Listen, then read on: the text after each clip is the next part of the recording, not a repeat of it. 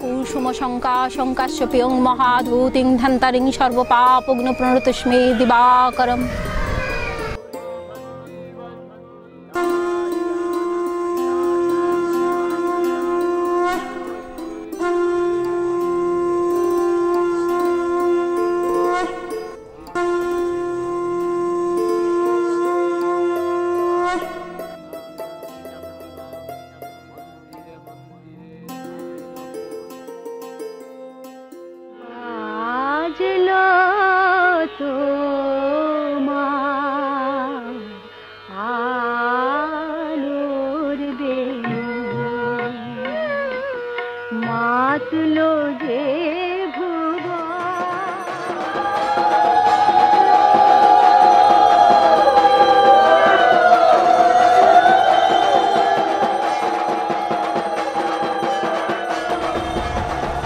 বাঙালির উৎসব মানে 12 মাসে 13 পার্বণ, 33 কোটি না হোক অন্তত শতাধিক দেবদেবীর পুজো অনুষ্ঠিত হয়ে থাকে বিভিন্ন ঋতুর ক্রমপর্যায়ে। মূর্তি পূজায় বিশ্বাসী বাঙালির পূজার প্রধান উপলক্ষ রচিত হয়ে যায় মূর্তি নির্মাণের মধ্য দিয়ে। দেবদেবীর অলৌকিক মহিমাকে যারা লৌকিক রূপে রূপায়িত করেন তারা আর কেউ নন, মৃৎশিল্পী সম্প্রদায়। আজ আমরা এসেছি মূর্তি রচনার পীঠস্থান পশ্চিমবঙ্গ তথা কলকাতার সপ্তম আশ্চর্যের বিরলতম আশ্চর্য কুমোরটুলিতে। আসুন না দেখে নিই এখানকার শিল্পীরা কোন দক্ষতায় ফুটিয়ে তুলেছেন দেবদেবীদের রূপমাধুর্য, আর কেমনই বা আছেন তারা।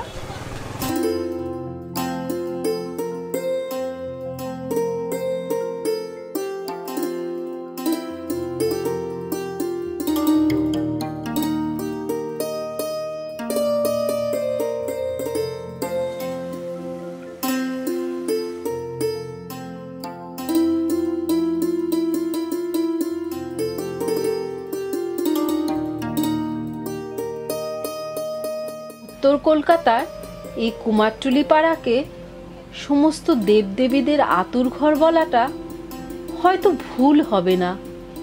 এখানে যুগ যুগ ধরে শিল্পীরা কঠিন বাস্তবের সঙ্গে সংগ্রাম করে নিজেদের সুখ দুঃখকে বিসর্জন দিয়ে বিন্দু বিন্দু ঘাম ও রক্ত ঝরিয়ে আপন মনের মাধুরী মিশায়ে তাল তাল মাটিকে তাদের হাতের জাদুর স্পর্শে সমগ্র দেব দেবী জগৎকে কল্পনার জগৎ থেকে বাস্তবে রূপদান করে থাকেন।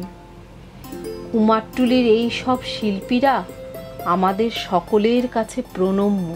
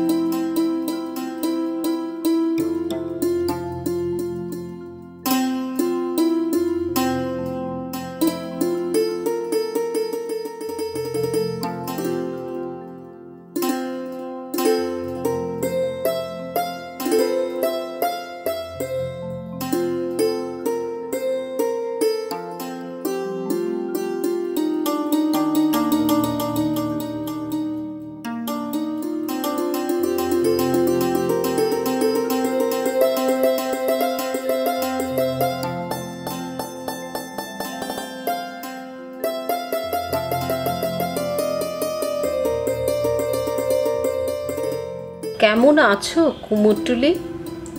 তোমার নব নব প্রতিভাধর শিল্পীরা আজ কেমন আছেন? এত প্রাকৃতিক দুর্যোগ, এত সামাজিক প্রতিকূলতার মধ্য দিয়েও তোমাদের শিল্প কেমন করে এগিয়ে চলেছে? নাকি তার প্রাণের স্পন্দন থিতিয়ে পড়েছে বিভিন্ন সমস্যায় জর্জরিত হয়ে? তাই আজ তোমাদের জীবন সংগ্রামের একটু খোঁজ খবর নিতে বেরিয়েছি।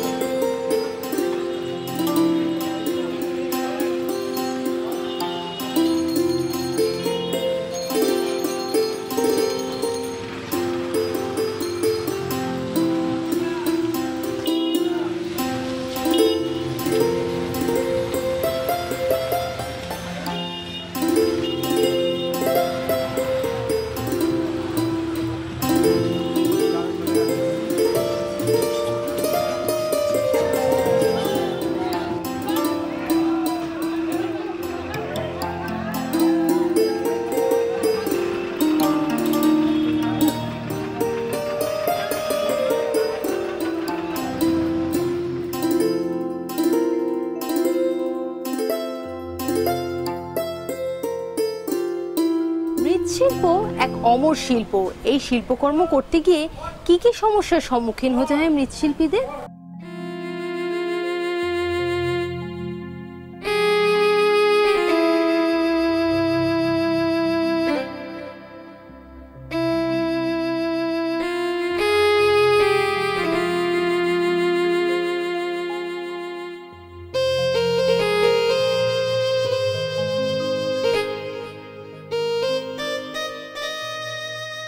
বর্তমান যুগে গঙ্গা দূষণের প্রভাব থেকে মৃৎশিল্প নিষ্কৃতি পায়নি। দূষণের ফলে শিল্পীদের মাটি সংগ্রহ করার কাজ প্রায় দুরূহ হয়ে দাঁড়িয়েছে। এহেন পরিস্থিতিতে শিল্পীদের দূর দূরান্ত থেকে আবার কখনো কখনো দালালদের সহায়তায় মাটি সংগ্রহ করতে হয়। এই সমস্ত কারণে অর্থ শ্রম দুয়েরই অপচয় ঘটছে, যার প্রভাব পড়েছে শিল্পীদের তৈরি শিল্পকে বাজারজাত করতে গিয়ে।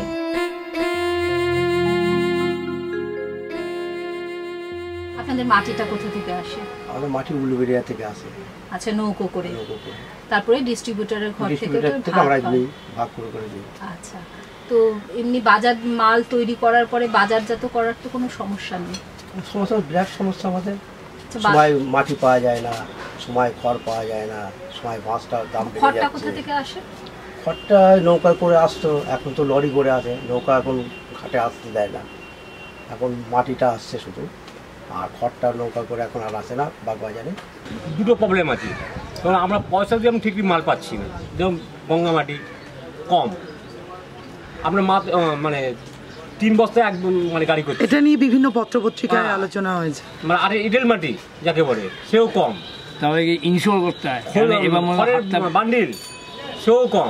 এরকম আবার ট্যাক্স নিচ্ছে, তারপরে বাইরে ইনশোর করতে হচ্ছে। এই যে প্রতিমা যেতে যদি অর্ধেক হয়ে যায়, ভেঙে যায়, তাহলে কিন্তু ইনশোর কোম্পানি থেকে ইনশোর তারা করবে, বা প্রতিমার লোক গিয়ে এখান থেকে গিয়ে করে দেবে, কিন্তু ওর জন্য খরচ আরও বেড়ে যায়। মাঝে মাঝে ধরুন আর্জেন্ট অর্ডার রয়েছে, অথচ আমাদের মাটিটা দরকার, তখন হয়তো আমরা পাচ্ছি না।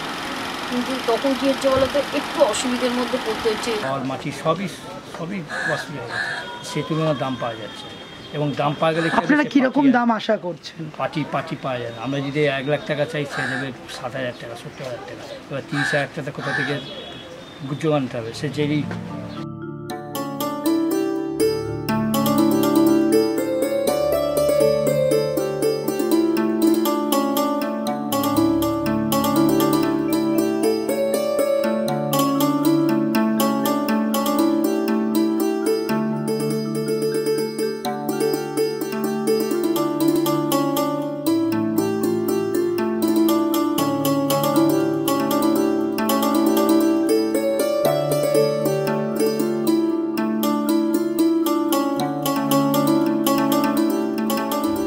প্রকৃতি তার নিজের খেয়ালে অবিরত রোদ বৃষ্টির খেলা খেলে চলেছে।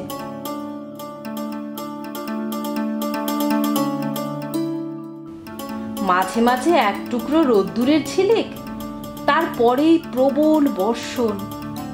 এমন প্রাকৃতিক প্রতিকূলতার মধ্যেও শিল্পীরা তাদের শিল্প সৃষ্টিকে নিজেদের বুকের মাঝে ঠিক যক্ষের ধনের ন্যায় দুহাতে আগলে রেখেছেন। এর প্রধান কারণ হলো, একদিকে রয়েছে সৃষ্টির অনুপম সুখের আশা, ও অন্যদিকে জড়িয়ে আছে বাস্তবের আঙিনায় বেঁচে থাকার তাগিদ।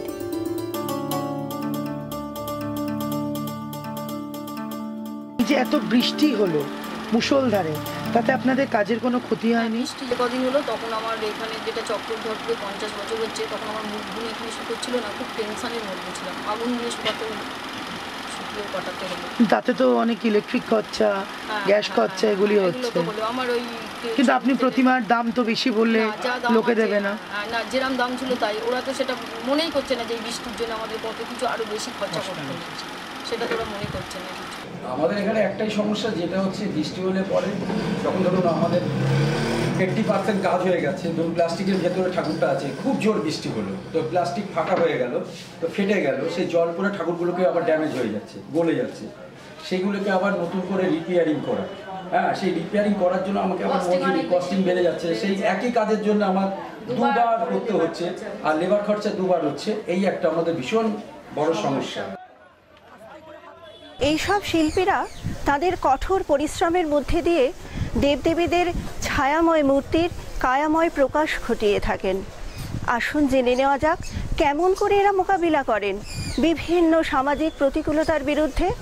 স্থানীয় শিল্প এবং সমাজ কল্যাণমূলক সংস্থাগুলি বা এদের সমস্যা সম্পর্কে কতদূর অবগত আছেন তাও আমরা জেনে নেব।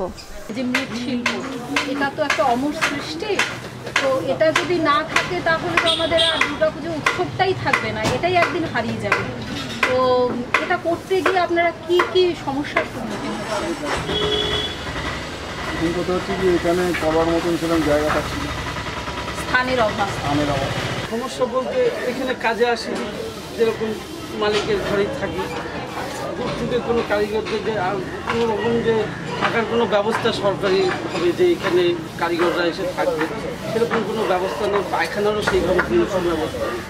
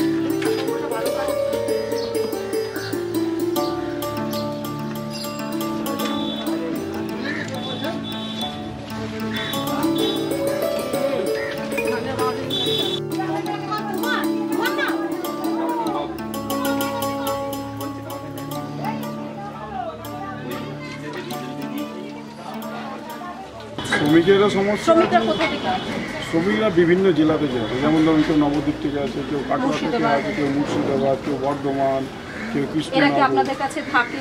এরা থাকে খায় আমাদের কাছে, আমাদের কাছে থাকে খায় যতদিন পর্যন্ত প্যান্ডেল না যাচ্ছে ততদিন পর্যন্ত। শ্রমিকের কিরকম সমস্যা? শ্রমিকের সমস্যা বলতে শ্রমিক কোথা থেকে আসে? শ্রমিক বেশিরভাগ আমাদের নদিয়া ডিস্ট্রিক্টের লোক আছে, কিছু বর্ধমান আছে।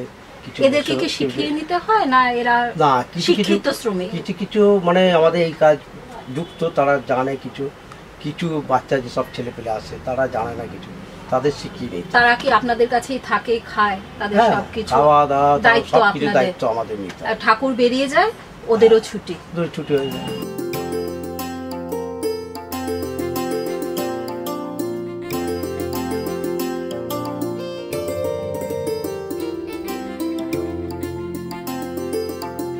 আচ্ছা, বিদেশের মাটিতে বরাবরই প্রতিমা শিল্পীদের কদর বেশি। শোনা যাচ্ছে আজকাল নাকি ভারতবর্ষের মাটিতেও অন্য প্রদেশগুলিতে যেমন বিহার, উড়িষ্যা, আসাম, ত্রিপুরা, উত্তরপ্রদেশ, মহারাষ্ট্র এবং গুজরাট এখানেও প্রতিমা শিল্পীদের কদর দিনে দিনে বাড়ছে, এটা কতটা সত্যি? ওখানে দিনে দিনে পূজা বাড়ছে, আমাদের শিল্পীদেরও চাহিদা হচ্ছে বাইরে, এবং বিদেশেও আমাদের প্রতিমা যাচ্ছে, ফাইবারের প্রতিমা যাচ্ছে। এটা ঠিকই বলেছেন, কারণ এখানে যে খাটনি করে সারাদিন কেটে যে পয়সাটা পাবে বাইরের থেকে ডবল পাবে। তার বয়স হয়ে গেলে তারা হয়তো যেতে না পারে, যারা ইয়ং আছে প্রজন্ম তারা বেড়ে গেলে তারা আরও উন্নতি করতে পারবে, আরও দিনকে দিন আরও বেড়ে যাবে, আরও করতে পারবে, প্রসপেক্ট করতে পারবে। পরবর্তী জেনারেশন আসতে চাইছে না, এই রাস্তাঘাট দেখে এই সমস্ত মাটির কাদা ঘাটতে ইচ্ছা করে না। এখন তো বুঝতেই পারছেন কম্পিউটারের যুগ হচ্ছে, এখনকার দিনে ছেলেমেয়েরা সব পড়াশোনা করছে, যে শিল্পীরা আছে পড়াশোনা করতে তারা শুনুন, তারা 10টা জব করতে চাইছে, হ্যাঁ, তারা আড্ডার মধ্যে থাকতে চাইছে, যে 5টা করে আড্ডা মারবো, বন্ধু যে ফ্রেন্ড সার্কেলটা আছে তাদের সঙ্গে আড্ডা মারবো, তাদের মনের মধ্যে এটা ঢুকে গেছে। নেট নিয়ে ফেসবুক করছে, হোয়াটসঅ্যাপ করছে, সব করছে, কিন্তু মাটি ঘাটবে সেটা পছন্দ করছে না, মাটি ঘাটাটা পছন্দ করছে না। আমার বাবা চেয়েছিল এরা এই কাজটা যাতে না করে, এই কাজে না আসে, তার জন্য এরা পারবে না, সবচেয়ে বড় কথা এত পরিশ্রমের কাজ এরা পারবে না। তো আমাদের অন্যভাবে মানুষ করেছিল, আমাদের দোকান ছিল, সেখানে বসেও ছিলাম, সেই দোকানে আমাদের ইলেকট্রিক দোকানে আমার পাখার দোকান ছিল ট্রিনিটি মার্কেটে, ওখানে আমি বসেছিলাম, কিন্তু ওই রক্তের টান আবার এখানেই আমাকে টেনে নিয়ে এলো। মানে তাহলেও আপনার পরবর্তী জেনারেশনে না, তখনকার জেনারেশনটা একটু অন্যরকম ছিল, তখন এত কিছু ছিল না, এত আপনার ইন্টারনেট, হ্যাঁ এত কিছু ছিল না, এত ইন্টারনেটের ফেসিলিটি ছিল না, কিন্তু এখন যেটা হচ্ছে, তো এখন তারা আসতে চাইছে না। যেমন আমার ভাইপো আছে, আমার একটি মেয়ে আছে, কিন্তু আমার দাদার একটি ছেলে আছে, তো ও হোটেল ম্যানেজমেন্ট পড়ছে, তো ও কি চাইবে এখানে এসে মাটি ঘাটতে? নিশ্চয়ই চাইবে না। হ্যাঁ, সেটা থাকবে না, আমার মনে হয় সেটা থাকবে না, থাকবে খুব কম। আপনাদের পরবর্তী প্রজন্ম কি এই ব্যবসায় ইন্টারেস্টেড, মানে কাজ করতে চাইছে? ওটা বলা মুশকিল, যার যখন ভালো লাগবে সে করবে। শিল্প এমন একটা জিনিস, বিদ্যা এমন একটা জিনিস, কাউকে চাপিয়ে দিয়ে হয় না।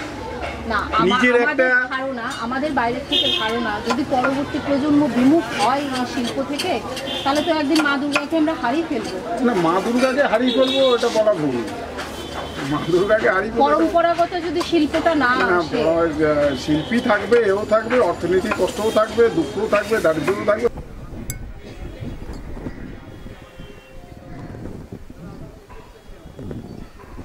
শোনা যায় বিগত সরকার এই প্রতিমা শিল্পীদের পুনর্বাসনের ব্যবস্থা করে দেবেন বলে প্রতিশ্রুতি দিয়েছিলেন। সেই অসমাপ্ত কাজ সম্পর্কে বর্তমান রাজ্য সরকারের চিন্তাভাবনা কি, আর তা কতদূরই বা বাস্তবায়িত হয়েছে, আজ আমরা জেনে নেব আমাদের এই পরিক্রমায়। এই যে ধরুন আগের সরকার যখন ছিল তখন আপনাদের একটা পুনর্বাসনের ব্যবস্থার কথা আমরা পত্রপত্রিকায় দেখেছিলাম, তো বর্তমানে সেটা কত দূর, কিছু এগিয়েছে কি? তো এখানে যে প্রজেক্টটা হওয়ার কথা ছিল সেই প্রজেক্টটা তো হয়নি, যে কটা জায়গায় একটুখানি দিয়েছিল সেইভাবেই করে রয়েছে। আর একটা কথা, যে টোটাল প্রজেক্টটাই বন্ধ হয়ে গেছে, কোনো এর একটা 1 ইঞ্চি কাজও তার হয়নি, এবং শিল্পীরা আগেও যেরকম ছিল সেই একই যে তিমিরে ছিল সেই তিমিরেই রয়েছে। রিমডেলিং হবে এটা উনি জানেন, উনি জানেন, কিন্তু তারপরে কাজটা স্তব্ধ হয়ে যায়। তারপরে একটা পুনর্বাসনের কথা হয়েছিল আগের সরকারের সময়ে দিয়েছে, তারপরে আমাদের কুমারটুলিতে আর কিছু ডেভেলপমেন্ট আর কিছু হয়নি, একটা জায়গায় স্তব্ধ হয়ে গেছে। এর বেশি আর কি বলবো, কেননা এগুলো মানে প্রশাসনই জানে।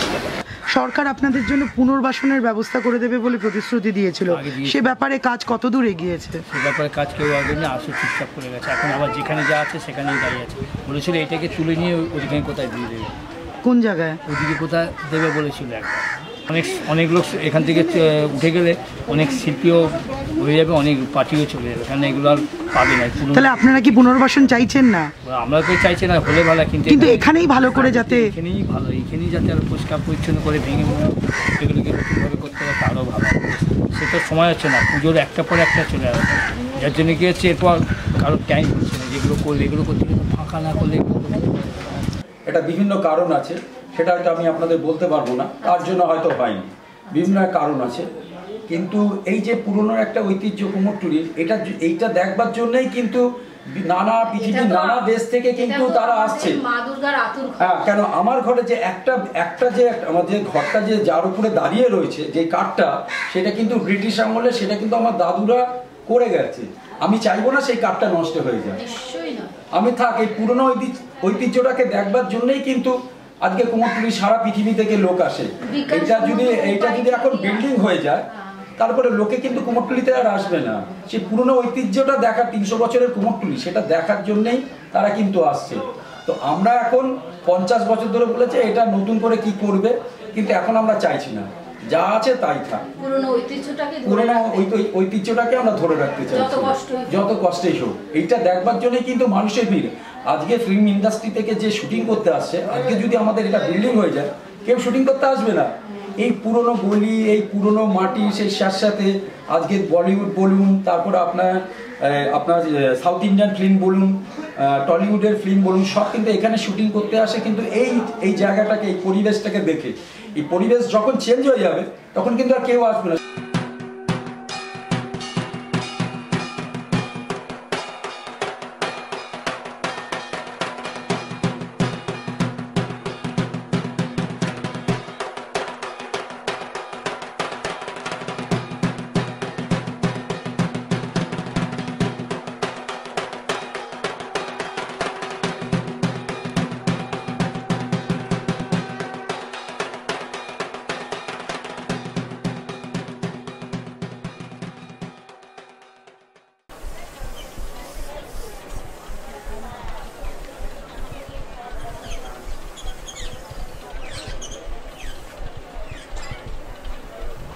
বিভিন্ন পত্রপত্রিকায় নামি দামি পরিচিত শিল্পীরা জানিয়েছেন যে প্রতিমার অর্ডার পেয়েও বহু ক্ষেত্রেই তারা ফিরিয়ে দিতে বাধ্য হয়েছেন। এর প্রথম কারণ মূলধনের অপ্রতুলতা, দ্বিতীয়ত ব্যাংক আর এই প্রতিমা শিল্পীদের ঋণ দিতে চাইছে না। আসলে শিল্পীদের ঋণ শোধ করার ক্ষমতা সম্পর্কেই সন্দিহান হয়ে পড়েছে ব্যাংকগুলি। আসুন দেখে নেওয়া যাক এই শিল্পীদের সামগ্রিক আর্থিক সংকটগুলি কি কি। অনেকেই লোন শোধ করতে পারে না, নতুন করে লোন পাচ্ছে না, আর্থিক অবস্থার জন্য অনেকেই অসুবিধায় পড়ে যাচ্ছে, অর্ডার ছেড়ে দিচ্ছে। আমরা যে ঋণ নিয়ে যে কাজ করি ব্যাংক থেকে, ফাইন্যান্স কোম্পানিগুলো তো আপনাদের ঋণ দেয়। ঋণ দেয়, কিন্তু ফাইন্যান্স কোম্পানিগুলো থেকে ঋণ নেওয়া হয় না, ওটা ব্যাংক থেকেই নেওয়া হয়। ব্যাংক থেকে কটা কিস্তিতে পরিষেবা দিতে হয়? আমাদের এগুলো পরিশোধ বলতে আমাদের সিজন ওয়াইজ পরিশোধ হয়। যেমন দুর্গা চলে গেলে একটা পার্ট দেওয়া হয়, তারপরে কালী চলে গেলে দেওয়া হয়, জয়ন্তী চলে গেলে হয়, তারপর লাস্ট সরস্বতীতে ক্লিয়ার করা হয়। তাও বিল থাকে, এটা টাইম বাউন্ডিং ঋণ তো। তারপরে আমাদের আবার যখন লোন স্যাংশন হয় তার আগে আমাদের কোনো স্পন্সরের পাওয়া যায় না, এই শিল্পে কোনো স্পন্সরের পাওয়া যায় না, কে এগিয়ে আসবে। আচ্ছা, শোনা যাচ্ছে ভারতের বিভিন্ন প্রদেশগুলিতে শিল্পীদের অনেক সময় ঋণ মুকুব করে বিভিন্ন সময় বিভিন্ন সরকার বিভিন্ন রূপে সাহায্য করেছেন। তা আমাদের মাননীয় মুখ্যমন্ত্রী দিদি তো শিল্পীদের প্রতি দয়াশীল, উনি এই ব্যাপারে কিছু ভাবছেন কি?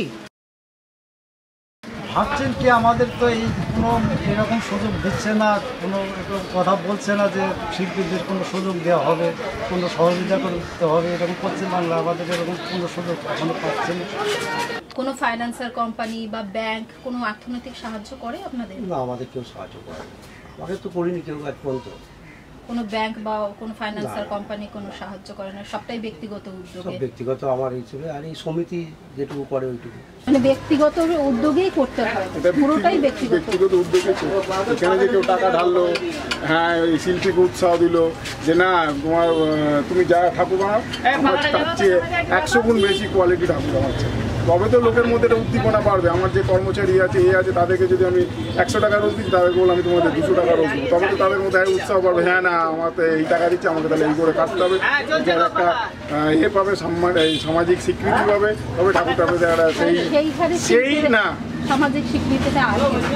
এখন এত জিনিসের দাম, র মেটেরিয়ালসের দাম এত বেড়ে গেছে, কিন্তু কাস্টমার সেই হিসাবে দাম বাড়াতে পারছে না। বলছে দেখুন ব্যানার পাচ্ছি না, তারপরে যে কনসার্টের অফার, যাকে বলি 300 টাকা দিতে সে হয়তো 100 টাকা ঠেকাচ্ছে চাঁদা। তো তার জন্য আমরা আপনাকে বাড়াতে পারছি না, যেটুকু পারি সেটুকুই বাড়াতে পারি, এর চেয়ে বেশি আমাদের যে খরচাটা হয়ে যাচ্ছে এত বেশি, 20-30% খরচা সে বেশি হচ্ছে প্রত্যেক বছর, সেটা কাস্টমারের চোখে পড়ছে না। কিন্তু সেটা আমরা বুঝতে পারি কত খরচা আছে। ওই যে বললাম রক্তের টান যাবে কোথায়, এটা না বানালে তো আমাদেরই ভালো লাগে না। মানে কতক্ষণ বাড়ি থেকে ছুটে আসবো এখানে কারখানা, এই ঠাকুরের দিকে তাকিয়ে থাকি, এটাই আমার শান্তি। আপনারা তো রক্তের ধারক এবং বাহক হিসেবে শিল্পী, আর যারা আর্ট কলেজে পড়াশোনা করে ফাইবারের মূর্তি তৈরি করছে, এই করছে তাই করছে, তাদের সাথে কি আপনাদের সংঘাত হচ্ছে? সংঘাত বলতে শোনেন, আমাদের এই শ্রমিক না হলে তারা কাজ করতে পারবে না। আচ্ছা, তারা পেন্টিং আর্টিস্ট, ধ্রুপদী শিল্পটা তো আপনাদের, কিন্তু আমাদের এই লেবার নিয়ে তাকে করতে হবে। হ্যাঁ, আমাদের এই লেবার নাহলে তারা বড় বড় শিল্পী যেসব আছে তারা কিন্তু এই কাজ করতে পারবে। তাদের জন্য কি যারা আমাদের এই লাইনে যারা না, আবার আমাদের এই লাইনে যারা বড় বড় শিল্পী আছে তারা এই লাইনেও কাজ জানে, প্লাস ফাইবারের কাজ জানে, পেন্টিং কাজ জানে, সেরকম লোকও আমাদের এই লাইনে আছে। সবাই যে শুধু ঠাকুরই করে তা নয়, আমাদের মধ্যে সব রকম শিক্ষা আছে। ওই আপনাদের যে থিম পূজাটা, এটা কয়েক বছর আগে খুব চলছিল। এখন কি হয়, এই থিম পূজাটা অনেকে বাচ্চা কাচ্চারা বুঝতে পারে না এটা কি দুর্গা প্রতিমা না কি প্রতিমা, যার জন্য থিম পূজা অনেক কমে গেছে।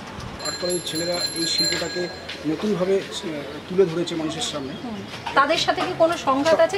তাদের সাথে শুনি কুমারটুলির শিল্পীরাও গিয়ে কিন্তু তাদের কাজও করছে। কুমারটুলির যে কিন্তু আপনাদের তো রক্তের পরম্পরাগত স্রোতে কাজ, আর তারা একটা শিক্ষায় শিক্ষিত হয়ে কাজ, দুটোর মধ্যে তো একটা ধ্রুপদী শিল্প, একটা বিজ্ঞানসম্মত জ্ঞান অর্জন করা শিল্প, দুটোর মধ্যে কিন্তু আকাশ জমিন তফাৎ।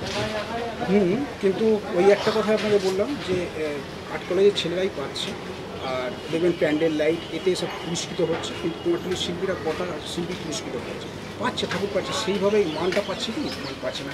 কিন্তু ব্যাপারটা আছে কি বলুন তো, এখনকার আমাদের যে যুগের সঙ্গে যে যুগটা পড়েছে, এই যুগ অনেক ফাস্ট হয়ে গেছে, এবং আরেকটা কথা হচ্ছে এর সঙ্গে লেখাপড়াটাও ঢুকে গেছে। এবার এর মধ্যে যারা শিক্ষাটা ঢুকে গেছে, আগেকার দিনে যে শিল্পী যারা হতো বেশিরভাগ অতটা লেখাপড়া অতটা প্রয়োজন হতো না, তারা ঠিক আছে হয়ে যেত, কিন্তু এখন আর সেই তথাকথিত কোনো দুর্গা ঠাকুর কিংবা এইভাবে এখন আর চলে না। কিন্তু যেগুলো বাড়ির পুজো, সেখানে একটা সনাতনী ভাব থাকে, সেখানে ওই সেম ফরম্যাটে পুজো হয়ে আসছে এবং পুজো হতেও থাকবে, এটা তাদের ব্যাপার। কিন্তু বারোয়ারি পুজো কিংবা বড় বড় কমিটির পুজো করতে গেলে নিজের ভাব দর্শন এগুলো একটু না পাল্টালে সেখানে এই সমাজ অন্তত মানে এগুলো খুব মুশকিল। আগেকার দিনে মা বউরা রাস্তায় বেরোতো না, এখনকার দিনে মা বউরা কিন্তু রাস্তায় বেরোয়, তাহলে আমাদের অনেক রুচির পরিবর্তন ঘটেছে, টেস্টের পরিবর্তন ঘটেছে, অনেক কিছুই ঘটেছে। তা সেই অনুযায়ী তো আমাকে চলতে হবে। আমি তো আর সংঘাতটা তৈরি হচ্ছে কোথায় আপনার মানে এখন মানুষের যেরকম জীবনের চাহিদা থাকে সেইভাবে তো সে বেরোচ্ছে, রাস্তায় বেরোচ্ছে, এতে বেরোচ্ছে, তো আমাকেও তো সেইভাবে তো আমার সমাজের সঙ্গে ফ্লোয়ে চলতে হবে না। আমি যদি ফ্লোয়ে না চলতে পারি তো আমি তো বেঁচেই পড়ব। একটা থিমের যুগ এসছে, সেই বিভিন্ন জায়গা থেকে আর্ট কলেজ থেকে ছেলেরা পড়ে তাদের সঙ্গে কিন্তু পাল্লা দেওয়া, কিন্তু সেই সমস্ত ঠাকুরগুলো কিন্তু তারা একটা স্কেচ করে আর্ট করে দিল, কিন্তু সেটাকে তৈরি করা কিন্তু সেই এখানকার কুমোরটুলির শিল্পীরা গিয়েই করছে। তারা কিন্তু নিজেরা গিয়ে খড় বাঁধতে পারছে না, খড় বাঁধতে গেলে তাদের কারিগর নিতে হচ্ছে। আলটিমেট কিন্তু এখানকার লোকেরাই কিন্তু তারা, হ্যাঁ আমার উপরে না থাকুক, কিন্তু আমাদের কারিগরদের ডিপেন্ডেন্ট। ও কি করবে? ও কি মাটি লেপতে পারবে? নিশ্চয়ই পারবে না।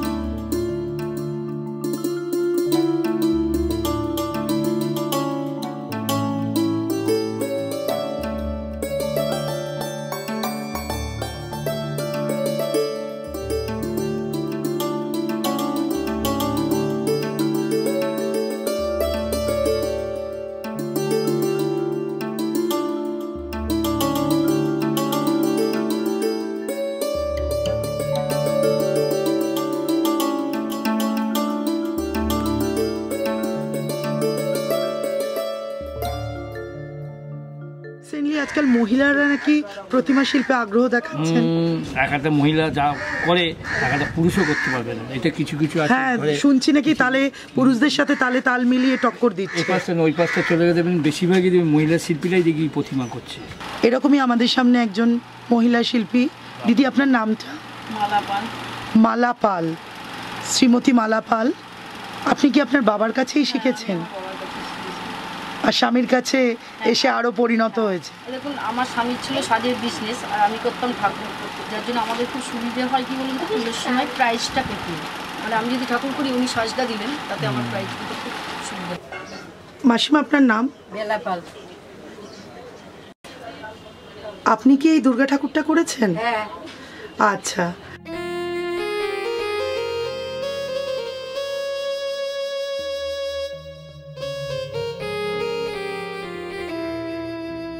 এই সব মহান শিল্পীদের শিল্পকর্মের প্রতি আমাদের সমাজ কতটা স্বীকৃতি দিয়ে থাকে? এই যে কোটি কোটি টাকা খরচা করে প্যান্ডেলগুলো সাজানো হয়, এত আলো রোশনাই, এত কিছু, এই যে নাচতে নাচতে আমরা সবাই ঠাকুর নিয়ে যাই, যাওয়ার সময় কি আপনাদের হাত ধরে কৃতজ্ঞতা প্রকাশ করে যাই যে অর্থের বিনিময়ে হলেও আনন্দদায়ী আনন্দময়ী মাকে আমরা আপনাদের হাত থেকে তৈরি করিয়ে নিয়ে যাচ্ছি, আমরা কৃতজ্ঞ? সেরকম কিছু কৃতজ্ঞতা আমাদের শিল্পীরা সেইভাবে পায়, সেই স্বীকৃতিটুকু আসে না। কারণ এই যে কোটি কোটি টাকা খরচা করে এত সুন্দর লাইটিং, এত পরিবেশ সৃষ্টি করা হয়, আপনাদেরকে ডেকে নিয়ে মঞ্চে তুলে একটুখানি সম্মান দেওয়া, সেটা কি পেয়ে থাকেন? খুব একটা মানে সব দেয় না, সব লোক দেয় না, কিছু আছে বানারি আছে, তারা করে। সামাজিক স্বীকৃতিটা পান আপনারা? সামাজিক স্বীকৃতিটা হয়তো সেরকম ভাবে হয়তো পাই না। এই যে ধরুন প্যান্ডেলে প্যান্ডেলে লক্ষ লক্ষ কোটি কোটি টাকা খরচা হচ্ছে, মাকে এখান থেকে ওরা নিয়ে যাচ্ছে, যাওয়ার সময় কি দুটো হাত ধরে বলে যায় আমরা কৃতজ্ঞ আপনাদের কাছে? না, সেরকম ধরনের ওই করে না, কারণ এখন তো বা কোনো অনুষ্ঠান করে একটু সম্মান প্রদর্শন, না সেরকম না, সেরকম কোনো শিল্পী হিসেবে সেই স্বীকৃতিটুকু তো আপনাদের প্রাপ্য, কিন্তু সেরকম কোনো স্বীকৃতি পান না আপনারা। এইবার যারা কেউ হয়তো বড় কোম্পানি যখন স্পন্সর করে, সেই স্পন্সরটা যদি কেউ উইনার হয় তখন হয়তো সেই হিসেবে তখন তাদেরকে আপামর শিল্পী মানে সমগ্র না সম্মান, আপনারা সামাজিক সম্মান না না না না। আর এতে তো খারাপও লাগে, মনটাও খারাপ লাগে, উৎসাহটা একটু যেন ভাটা পড়ে। আবার পুজো আসে আবার মনে হয় মাকে তৈরি করি, তখন এদের মধ্যে এসে করতে হয়, করি পেটের দায় কিছু, পেটে বেঁচে থাকতে গেলে তো পেটটা তো আসে, পেটের জন্য কিছু তো করতে হবে।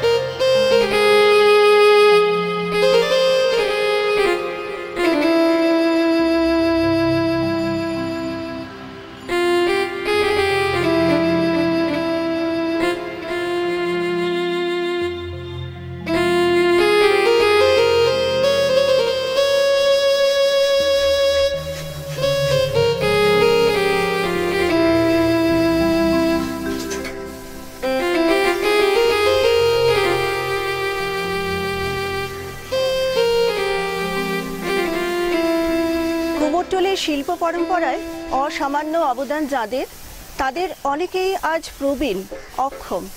এই সমস্ত শিল্পীদের কথা মাথায় রেখে কোনো বার্ধক্য ভাতার ব্যবস্থা করা হয়েছে কি, অথবা এদেরকে কি কোনো স্বাস্থ্য বীমার প্রকল্পভুক্ত করা হয়েছে? আজ আমরা জেনে নেব। আপনি কি মনে করেন যারা বয়স্ক শিল্পী আছেন, যারা ধরুন এখন আর কাজ করতে পারেন না, অ্যাডভাইস দেন হয়তো বার্ধক্য এসে গেছে, তাদেরকে একটা বার্ধক্য ভাতা দেওয়া প্রয়োজন? এইখানে দেওয়া তো উচিত, কিন্তু অনেকেই অনেক কিছু ভাতা পাচ্ছে, কিন্তু এখানকার শিল্পীরা সেইভাবে সেই ভাতা পায় না। মহান শিল্পীরা কেউ ভাতা পান না,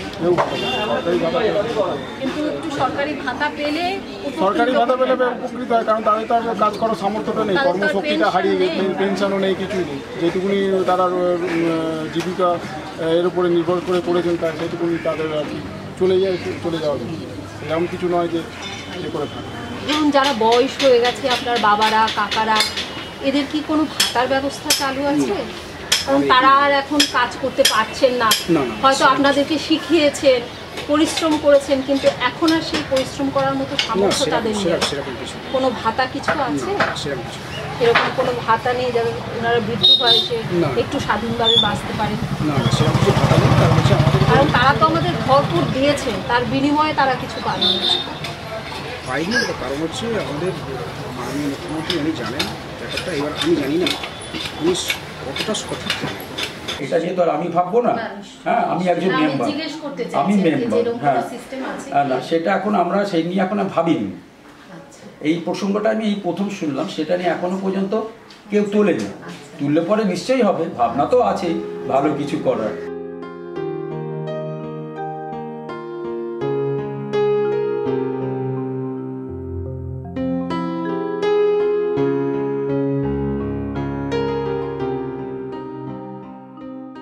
কুমোরটুলির এই প্রতিমা শিল্প ভারতবর্ষের বহু প্রাচীন হস্তশিল্পগুলির মধ্যে অন্যতম।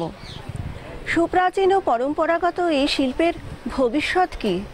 এই শিল্পকে সঞ্জীবিত করে তুলতে আমাদের জনদরদি ও শিল্প মানসিকতা সম্পন্না মাননীয় মুখ্যমন্ত্রী শ্রীমতী মমতা বন্দ্যোপাধ্যায়ের কাছে কুমোরটুলির শিল্পীদের কোনো আর্জি আছে কি?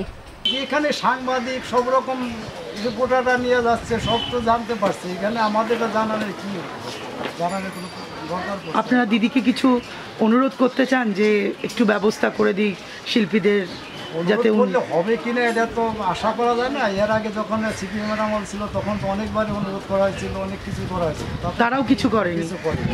এখন এ আবার কি করবে, ওই যার জন্য আমরা ভরসা পাচ্ছি।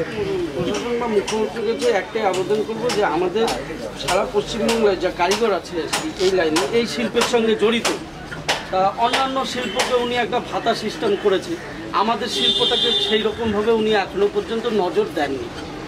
আশা করি উনি সকলের দিদি যদি আমাদের এই ব্যাপারটার মধ্যে নজর দেয়, তাহলে আমরা খুবই কৃতজ্ঞ হব এবং সকলেই আনন্দিত উপভোগ করবো যে না দিদি একটা আমাদের জন্য কিছু করেছে। নিশ্চয়ই জানতে চাই, জানালে তো ভালোই হবে, এবং উনি আমাদের কথাগুলো যে বললো সেই কথাগুলো রাখতে পারেন, তাহলে আমরা আরও উন্নতি এবং ইন ফিউচার আমাদের আরও ভবিষ্যৎ আরও যাতে উন্নতি হয় সেটা আপনিও চাইবেন, আমিও চাইবো, সবাই চাইবে। এবং আমাদের প্রজন্মে যারা আছে, বাচ্চারা যারা আছে, তাদেরও তো ঘর সংসার, তাদের লেখাপড়া সব কিছু এর উপর দিয়েই চলে। প্রশাসনের কাছে আপনাদের কি চাহিদা? এই শিল্পটাকে যেন একটা মানে উপযুক্ত একটা দরজা দিই, যেন উপযুক্ত একটা পরিকাঠামো দিই, যাতে শিল্পীরা অন্তত আনন্দ করে বেঁচে থাকে। দুঃখ সৃষ্টিটা করতে পারে, এইটুকুনি করে দিই, তাহলেও কি আশা করবো? প্রশাসন তো সবই জানে, আশা করার কিছু নেই। তাদের একটা কথা জানেন কি, যে শিশু যদি বারে বারে না কাঁদে, মা কিন্তু তাকে খাওয়ায় না। সেটা ঠিকই, কিন্তু আমাদের এখানে কেঁদেও কোনো মানে আমাদের পাশে আমাদের মুখ্যমন্ত্রী শিল্পী মানসিকতা সম্পন্ন, আশা করি উনি নিশ্চয়ই শিল্পীদের কথা ভাবেন। তাও তো আপনারা কিছু আশা করেন, কি আশা করেন একটু বলুন তো? আশা একটাই করবো, সেটা হচ্ছে মার্কেটটা, কুমারটুলি মার্কেটটা আরও ডেভেলপ হোক। কারণ প্রচুর বিদেশি পর্যটকরা আসছে, এখানে বিভিন্ন রকম শিল্পকলা দেখছে। আমাদের এখানে যখন এটা নতুন করে রিমডেলিং হবে, তখন কিন্তু আমাদের কাজের মান আরও বাড়বে, কাজের পরিবেশটাই তখন চেঞ্জ হবে। মানে উৎসাহ দাও কিছু পাচ্ছি না। এর জন্য এই সমস্যাটা কি মানে উৎসাহ থাকলে, কাজের পরিবেশটা থাকলে আরো কাজটা উন্নত হবে, সেই রকম কোনো আশার আলো এক্ষুনি দেখছেন? এটা আমাদের কাছে, শিল্পীদের কাছে খুব দুঃখজনক ব্যাপার। এই হচ্ছে আমাদের কর্ম আমাদের করে যেতে হবে যতদিন এই শিল্পটা থাকবে। আর এই শিল্প ওঠার কোনো কারণ নেই, কারণ এই শিল্প তো দীর্ঘদিন আগামী প্রজন্ম আরও নতুন করে ভাবনা চিন্তা করছে। এটা খুব সুখের খবর। প্রতিকূলতার মাঝখানে দাঁড়িয়েও আপনারা যে আপনাদের সন্তানদের শিক্ষায় শিক্ষিত করছেন শিল্পের দিকে, এটা আমাদের খুবই আনন্দের খবর। হ্যাঁ, আমি জানাতে চাই, আজকে দেখো আমরা মহিলা শিল্পী খুব কম আছে, কিন্তু এখানে 171টা দোকানদার আছে, সবাই মোটামুটি ব্যাংকে থেকে ঋণ নিয়েছে, প্রত্যেকের লোন আছে। তা মুখ্যমন্ত্রী এসে যদি আমাদের যে আগের লোন নেওয়ার ব্যাপারটা যে নিয়েছে, যদি মুকুব করে দেন, যদি একটু মুকুব করে বা সামনে এসে কিছু হলেও আমাদের যদি ছাড় দেয়, আমি আমার জন্য বলছি না, যে আমাদের যে 171টা দোকানদার রয়েছে তাদের পাশে যদি এসে দাঁড়িয়ে বা আমাকেও যদি একটু দেখে, তাহলে সেটাই আমাদের খুব উপকৃত হবে।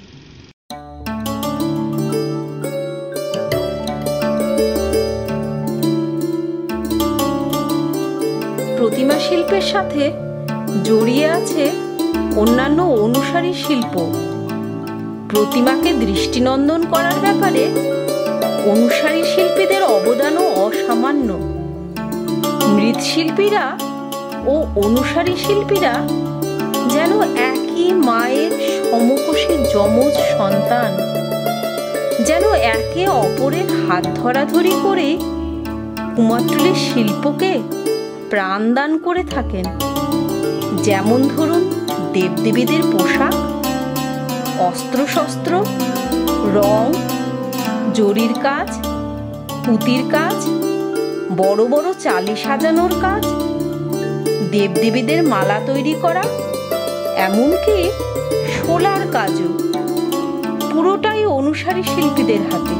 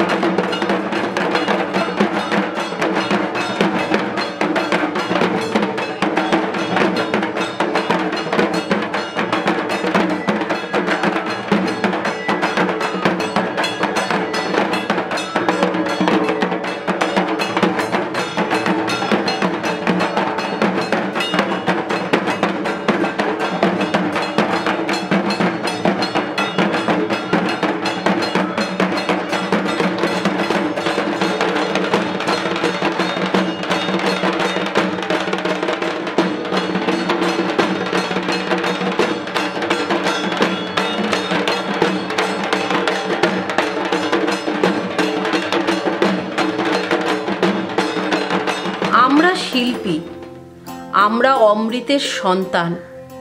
আমাদের রক্তের প্রবাহে, দেহের রন্ধ্রে রন্ধ্রে, অস্থিমজ্জায় প্রবাহিত হয় শিল্পের স্রোত। তবে জানো কি সমাজ, আমাদের জাত নেই, ধর্ম নেই, বর্ণ নেই, আমাদের একটাই পরিচয়, আমরা শিল্পী। হ্যাঁ, আমরাই সেই শিল্পী যারা নিথর নিষ্প্রাণ জিনিসগুলোর মধ্যে প্রাণ সঞ্চার করে থাকি, আর আপামর মানুষকে দৃষ্টি সুখ ও আনন্দ দান করে থাকি। আমাদের কোনো দেশের গণ্ডি হয় না, বিশ্বজননীর স্নেহময় কোলে আমরা সাবলীল।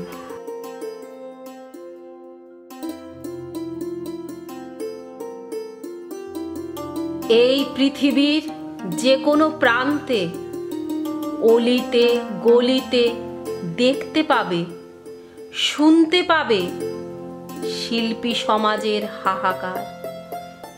রাজা আসেন, রাজা যায়, কেউ রক্তচক্ষু প্রদর্শন করেন, কেউ বা শান্তির সাদা পতাকা ও কপতের আড়ালে রক্তের শোণিত স্রোত প্রবাহ ঘটিয়ে অট্টহাস্য করেন।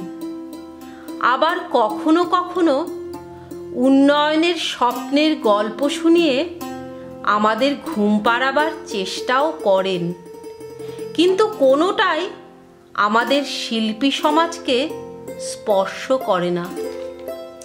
আমরা সৃষ্টি সুখে মত্ত হয়ে আপন কর্ম করে যাই যুগের পর যুগ ধরে।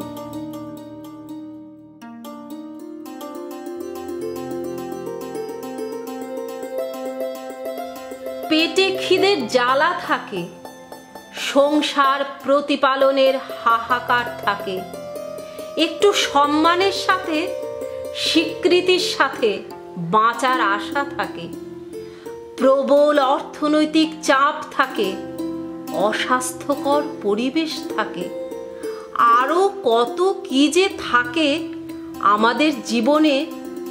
কিন্তু সব কিছুকে পরাজিত করে সৃষ্টি, কেবল সৃষ্টি সুখই পেতে চাই আমরা। যারা প্রদীপের আলোয় আলোকিত হতে পারেন, যারা হাতে হা মেলাতে পারেন আর ব্যক্তিত্ব বিসর্জন দিতে পারেন, তারা হয়তোবা একটু আলোর মুখ দেখতে পান, আর বাকিরা ঘন তিমিরে রয়ে যান। আসলে প্রদীপের উজ্জ্বল শিখায় প্রদীপের নিচের অন্ধকার কেউ দেখতে পায় না। আমাদের গা ঘেঁষে বয়ে যায় আলোর রোশনাই, কোটি কোটি টাকার উৎসব, আনন্দের সানাই, আর আমরা ঘন অন্ধকারে নিজের সাথে নিজে লড়াই করি আর ভাবি শিল্পী না হলেই হয়তো ভালো হতো। কিন্তু ঈশ্বর যে আমাদের পাঠিয়েছেন সৃষ্টি সুখের উল্লাসে মত্ত হবার জন্য, তার কি করে আমরা অপমান করি? আমরা অমৃতের সন্তান হয়েও অমৃত পান করা আমাদের জীবনে হয়ে ওঠে না। আমরা ঘরা ঘরা গরল পান করেই যে নীলকণ্ঠ হয়েই রয়েছে চিরকাল।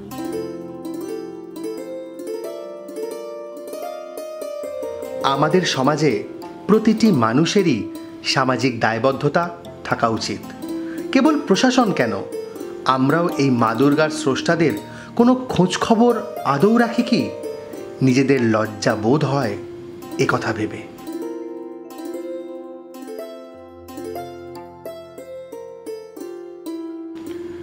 শিল্পীরা শুধুমাত্র অর্থের বিনিময়ে নয়, শিল্প শৈলীর তাগিদেও সৃষ্টি করে থাকেন এই সকল শিল্প, যা নাকি একজন শিল্পীর জীবনের চরম চাওয়া ও পাওয়া। আমরাও কি একটু ঘুরে দাঁড়াতে পারি না? হাতে হাত ধরে শপথ নিতে পারি না তাঁদেরই দুঃখ লাঘবের জন্য? প্রশাসন তথা সাধারণ মানুষ একটু কি ভাবতে পারে না এদের কথা?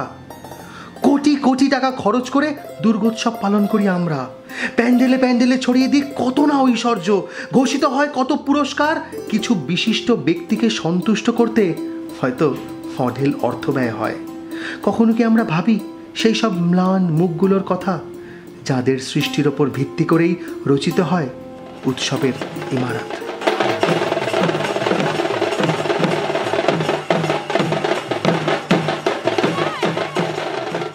তাদের সমস্যাগুলি নিরসন করে উন্নত ও বিজ্ঞানসম্মত উপকরণের সাহায্যে পরম্পরাগত এই ঐতিহ্যকে কি আদৌ রক্ষা করা যায় না?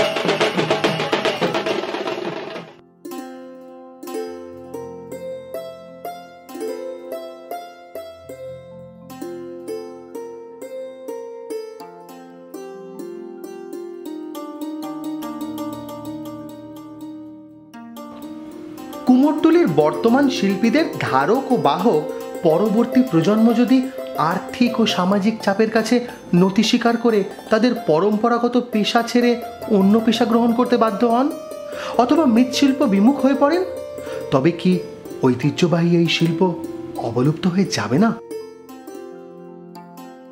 কল্যাণময় ঈশ্বরের কাছে আমাদের প্রার্থনা এই সব শিল্পীদের সংকট মোচন হোক।